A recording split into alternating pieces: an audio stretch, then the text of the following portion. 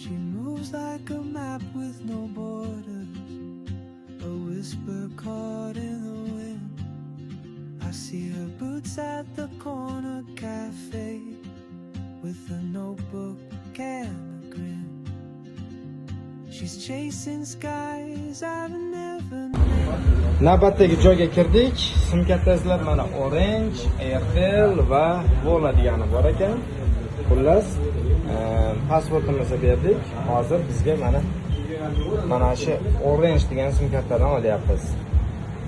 Sumkartani rasmiylashtirguncha tashqarini ko'rsatib turaman.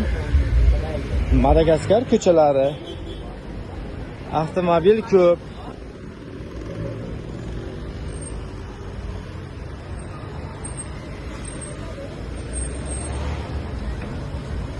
Hamma ish bilan, tirikchilik bilan band.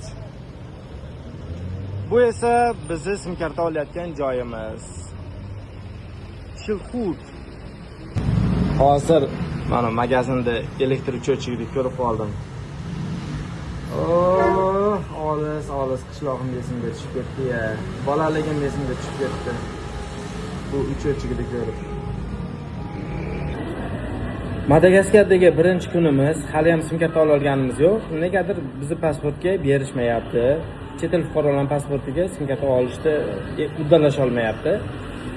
Yana bir ikkita joyga kiramiz, bersa berdi, bermasa yo'q. Sumkartasiz yurishga to'g'ri keladi. Faqat kech payt gazimsalarda o'zidan foydalanamiz, internet kerak bo'lsa. Va Sumkarta olish olmasligimizdan qat'iy nazar, uzoq bilan 1 soatdan keyin albatta obed qilib olib lemurlar parki bor, o'sha yerga boramiz. Bilasizlar, Madagaskar lemurlari bilan va baobab daraxtlari bilan mashhur. Xudo xolasa daraxtga ham boramiz. Bugun lemurlar parkiga borib, shu yerda sayohat qilamiz, xudo xolasa.